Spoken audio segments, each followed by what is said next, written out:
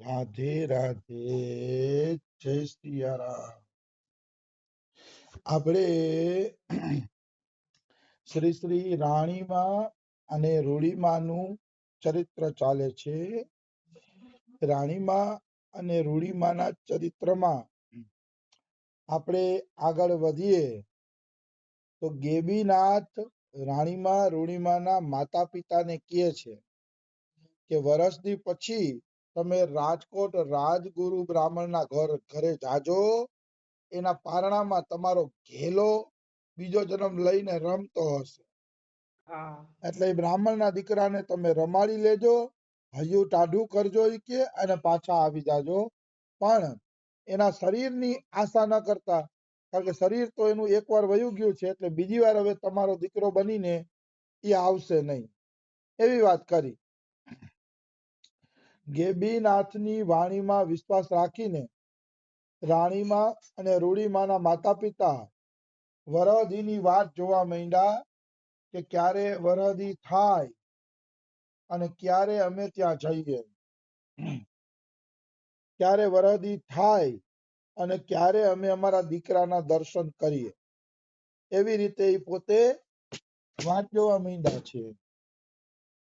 તો વાત જોવા માંડ્યા ને તો વરહદી પછી આપેલા સરનામે બે જણા બાળકને જોવા માટે ગયા અને જોયું, એવું લાગ્યું જાણે નક્ષિક સાક્ષાત ઘેલો જ હોય એવો જ જન્મ એનો થયો હતો. શરીરનો ઘાટ ઘૂંટ પણ એવો જ હતો જાણે ઘેલો હોય, એનો દીકરો હોય. માં 2 મિનિટ ત્યાં રોકાય છે, ઘેલાને રમાડે છે. ઓલા બ્રાહ્મણો કઈ સમજી શકતા નથી કે આ દંપતી અમારા દીકરાને રમાડવા માટે શા માટે આવ્યા. એને પણ બિચારાને કઈ ખબર પડતી નથી. આવી વસ્તુ છે. પણ આ લોકો હૃદયપૂર્વક સરસ રીતે ઘેલાને રમાડે છે અને રમાડ્યા પછી પોતે ઘેર આવી જાય છે. તો રૂડીમાં પૂછે છે, અચ્છા તો શું આજ ઘેલાભાઈ છે? રૂડીમાં પૂછે છે. રાણીમાં કે હા, આ તમારી સામે જે બેઠા ને ઈ જ આપણા પૂર્વ જન્મના ભાઈ છે, અત્યારના અવતારી પુરુષ. અત્યારે એનું નામ છે અસલિયાતભાઈ ને આપણા હાચા ભાઈ છે એ કે. અને ઠાકરે કે આપણે આમના ઓથ નીચે જ મૂક્યા છે. કેમ બે ઘેલાભાઈ સાચું કહ્યું ને? રાણીમાં ઘેલાભાઈ ને કહે છે. તો ઘેલાભાઈ છે ને એ મૈડા લખુ ભગત અને રામ ભગત રાણીમાના દીકરા અહીંયા બેઠા હોય છે. તો એને તો આ બધું સાંભળીને આશ્ચર્યજનક લાગ્યું કે પૂર્વ જન્મની વાતો ને પૂર્વ જન્મના ભાઈ બહેન મૈડા ને આ બધું સાંભળીને એને એવું લાગ્યું કે અહીંયા જેટલા આત્મા બેઠા ને આ બધા આત્મા કોઈ બીજી દુનિયાના જ લાગે છે. આ એકેય આત્મા સાધારણ નથી એવું લખુ ભગત ને રાણીમાના દીકરાને લાગ્યું કે કેવા બધા આત્માઓ અહીંયા ભેગા થઈ ગયા છે કે બીજી દુનિયાના કે કોઈ સાધુ સેવી છે, કોઈ કઈ અને આખું એનું વાતાવરણ જ આખું અલગ હતું. આવી વસ્તુ છે. પછી ઘેલાભાઈ ઉઠ્યા અને ઘેલાભાઈ કે બેન જે જોતું હોય ને એ મારી પાસે માગી લેજો. પ્રભુની કૃપાથી મારા ભંડારમાં કોઈ કમી નથી, એટલે જે વસ્તુ જોતી હોય તમારા આશ્રમ હલાવવા માટે જે કાંઈ જોતું હોય એ તમે મારી પાસેથી માંગી લેજો. એટલે રાણીમાં કહે છે ઠીક ઘેલાભાઈ, જરૂર પડશે ને તો અમે આપને બતાવી દેશું. આ તમારો જ પ્રતાપ છે વીરા, બેનડીઓની સંભાળ રાખતા રહેજો. એટલે અમે તમારી બેનું કહેવાય તો બેનુની સંભાળ રાખતા રહેજો. આમ ઘેલાભાઈ ઉભા થયા છે અને પોતાના ઘરમાં ગયા છે. શ્રી શ્રી રાણીમાં પોતાના પૂજાના કામમાં લાગી ગયા છે. રૂડીમાં નવું ઘર બની ગયું છે, એમાં સામાન ગોઠવવામાં લાગી ગયા છે. અને રામ ભગત અને લખુ ભગત રાણીમાના બે છોકરા એ ભોજન શાળામાં લાગી ગયા છે કે જેથી ભોજન આપી શકાય, સાધુ બ્રાહ્મણો ગરીબોને ભોજન આપી શકાય, એટલે ઈ લોકો ભોજન શાળામાં લાગ્યા છે. આમ બધાય પોત પોતાના કામમાં લાગી ગયા છે. મનુષ્યએ વાસ્તવમાં પોત પોતાના કામમાં લાગેલું રહેવું જોઈએ. જે કામ જે સેવા આપણા ભાગમાં આવી છે એ સેવા આપણે કરવી જોઈએ. ઠાલું બેસવું જોઈએ નહીં. ઠાલું બેસીએ તો નવરું મન નખો જ વાળે. રણછોડદાસજી એમના શિષ્યા દમયંતીબેન વાલજીભાઈ સ્ટેજપાલ એને કહેતા કે દીકરી કોઈ દી નવરી બેસતી નહીં કે જો તારી પાસે નવરાતનો સમય હોય ને તો તારા ઘરમાંથી ચોખા અને મગ લેજે, એ બેને ભેગા કરી દેજે અને ભેગા કરીને પાછા સાફ કરજે કે પણ બેન તું છે ને કોઈ દી નવરી બેસતી નહીં. રણછોડદાસજી નો માર્ગ તો સેવાનો માર્ગ હતો એટલે રણછોડદાસજી આ રીતનું કહે છે. કારણ કે રણછોડદાસજી નો તો માર્ગ જ સેવા ભક્તિ નો માર્ગ હતો. એ લોકો આંખના ઓપરેશન કરવા, સેવા કરવી એના માટે જ એનો અવતાર હતો રણછોડદાસજી મહારાજનો. પણ કહેવાનું ભાવ છે કે એની વાત મને ગમી ગઈ. મન નવરું ના રહેવું જોઈએ, મન ઠાલું રહેવું જોઈએ નહીં. ઠાલું મન છે ને નખો જ વાળે છે. એટલે કઈ કામ ન હોય તો ઘરમાં કામ ઊભું કરીને કામ કરી રાખવું. હા, ભજન થતું હોય તો કામ નહીં કરવાનું હો. ભજન થતું હોય તો એ કામ જ છે. તો ઓછા કામ. પણ હાવ ભજનમાં મન ન લાગતું હોય કાંઈ ન હોય ને તો કાંઈક ને કાંઈક કામ ઉપર લેવું. છેવટ બાકી ઠાકોરજીના વાઘા સીવા બેસી જાવ, ઠાકોરજી માટે કઈક શ્રૃંગાર બનાવવા બેસી જવું. પણ મનને નવરું રહેવા દેવું જોઈએ નહીં. કારણ કે ઠાલું મન નખો જ વાળે છે. એટલે નવરું કોઈ દી મન રહેવું જોઈએ નહીં. એ વાત એક ખાસ ધ્યાનમાં રાખવી જોઈએ. તો બધા પોતપોતાના કામમાં લાગી ગયા છે, બધા પોતપોતાની સેવામાં લાગી ગયા છે. અને રાણીમાં કેમાં લાગી ગયા છે? ભજનમાં. રાણીમાં પછી બહુ કઈ કરતા નહીં, ભજન જ કરતા. પણ એને ભજન જ કરવાનું હોય. કારણ કે સંતો એમ કહે છે કે ભગવાનમાં મન લાગતું હોય તો પેલું સાધન ઈ કરવાનું, ભગવાનમાં મન લગાડવાનું. એ પેલા નંબરનું સાધન. પછી ન ગમે તો સેવા ચાકરી આ કે જે કઈ કરતા હોય એ કરવાનું. પણ પેલું સાધન તો ભગવાનમાં મન લાગતું હોય તો મન લગાડીને સાધના જ કરવી જોઈએ. એ ઉત્તમ સાધન, પ્રથમ નંબરનું સાધન. પછી બીજું જે કાંઈ આપણે કરતા હોઈએ એ અલગ વાત છે. આખી આવી વસ્તુ છે.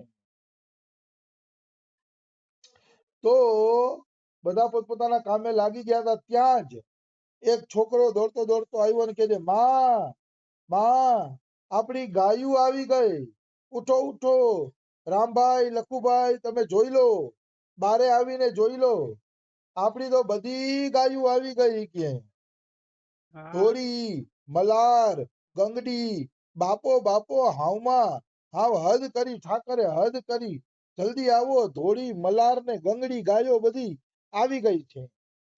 એક છોકરો આવ્યો. રાણીમાએ કીધું હતું ને ગાયો આવી જશે.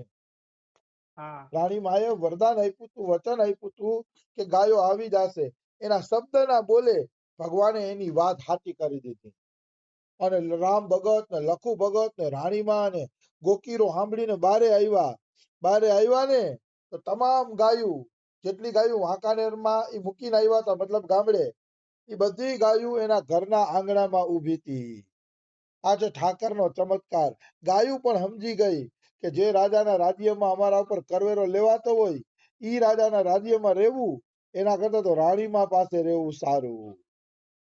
રાણીમા પાસે રહેવું સારું. અને પશુઓ પણ ભક્તોની સાથે રહેવા માંગે છે.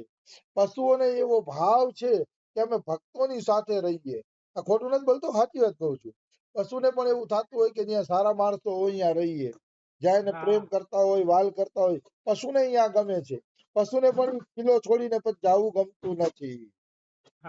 આવી વસ્તુ છે. એટલે હંમેશા આ વાત યાદ રાખવાની કે પશુને પણ ભક્તોની સાથે ગમે છે, નિશ્ચિત રૂપે ગમે છે. એમાં કોઈ એટલે કોઈ પણ પ્રકારની શંકા નથી. આવી વસ્તુ છે. તો બધી ગાયો આવેલી જોઈ ગઈ. તો આના પરથી મને કથા યાદ આવે છે. એક ભક્ત હતો અને બહુ ભલો ભોળો ભક્ત હતો. પોતે ઘરની 10-12 ગાયો હતી ને એ ગાયોને સીમમાં ચરાવવા માટે જાય અને સીમમાં ચરાવીને હાંજે પોતે ઘરે પાછો ફરે. આ ભોળો ભક્ત. હવે બન્યું એવું કે આ ભોળા ભક્તોને કથા કીર્તનનો અતિશય શોખ. કોઈ પણ જગ્યાએ કથા કીર્તન થતું હોય ને એટલે ત્યાં આ ભોળો ભક્ત પહોંચી જાય. કથા કીર્તન છોડે નહીં. તો ઘણી વાર શું થાય, ગાયોને જંગલમાં એકલી મૂકી દઈએ, રેંડી મૂકી દઈએ અને પોતે કથા કીર્તનમાં ભાગી જાય. કોઈ એને પૂછે કે આ તારી ગાયું એકલી શું કામ મૂકી દઈશ, તો કે એકલી ક્યાં છે, મારો ઠાકર ભેગો છે ને એ કે ઠાકર એની હા. રક્ષા રાખશે કે ઠાકરને ખૂબ ગાયું ચલાવતા આવડે છે. એમ વાહ. બોલીને કથા કીર્તનમાં ભાગી જાય. એવો ભાઈ તો કથા કીર્તનનો શોખી, એવો કથા કીર્તનનો રસિયો, એ ભક્ત તો બાળક જ હતો, ઉંમર હતી 15-16 વર્ષની, અને કથા કીર્તનનો આવો રસિયો. એટલે અવારનવાર ઈ ગામમાં કથા કીર્તનની અંદર વયો જાય. એકવાર શું થયું, એ કથા કીર્તનમાં વયો ગયો અને પાછળથી ચોર લોકો એની 10-12 ગાયો ચોરીને લઈ ગયા. સાંજે જયારે કીર્તન પૂરા થયા, સાંજનો સમય થયો, ત્યારે સાંજના સમયે ઈ આવે છે કે હું જરાક જોઉં તો ખરા મારી ગાયો બરોબર છે કે નહીં એમ.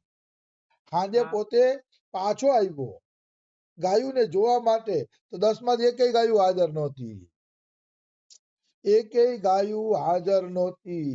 એટલે એને એમ થયું કે લે આ તો ભારે કરી, ગાયું તો વહી ગઈ બધી. પછી એને શું કર્યું, ઘરે આવ્યો અને માએ પૂછ્યું કે બેટા ગાયું ક્યાં છે, તો કે અરે માં, આજ તો મને છે ને જંગલમાં બહુ હારા માણસો ભટકી ગયા હતા. એ હારા માણસોએ કીધું છે કે અમે તારી ગાયો છે ને દિવાળી સુધીમાં બમણી કરીને આપી દેશી, 12 ગાયોની 24 ગાયું 25 ગાયું કરીને આપી દેશી, તો આ ગાયું અમને આપી દે, ત્યાં સુધી અમે ગાયું ચરાવશી. તો કે માં મેં એને 12 ગાયું આપી દીધી. એ કહેતા હતા દિવાળીમાં બમણી કરીને આપશે, તો બમણી કરીને આપે તો આપણે શું વાંધો હોય. તો હા. કે તો સારું કર્યું બેટા, કે બહુ રૂડું કામ કર્યું, કે બમણી થઈને ગાયું આવતી હોય તો બહુ સારું કહેવાય એમ. છોકરો કે હાલો અત્યારે તો બલા ટળી, આગે આગે ગોરખ જાગે. આ સૂત્ર ભક્તનું યાદ રાખવાનું, આગે આગે ગોરખ જાગે. એ જે હા. થવાનું હશે એ થઈ જશે, એની કઈ ચિંતા ન કરાય.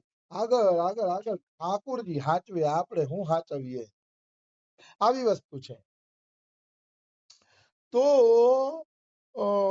એને કહી દીધું. ધીરે ધીરે દિવાળી આવી, એટલે માં પૂછે છે કે દીકરા ગાયું તો આવી જશે ને, આપણી દિવાળી આવી ગઈ છે, આપણી ગાયું તો પાછી આવી જશે ને, તો કે હા માં, તમે ચિંતા ના કરો, કે આપણી ગાયું આવી જ જશે કે, અને જરૂરથી આવી જશે. દિવાળીની હવાર થઈ તોય ગાયું ન આવી.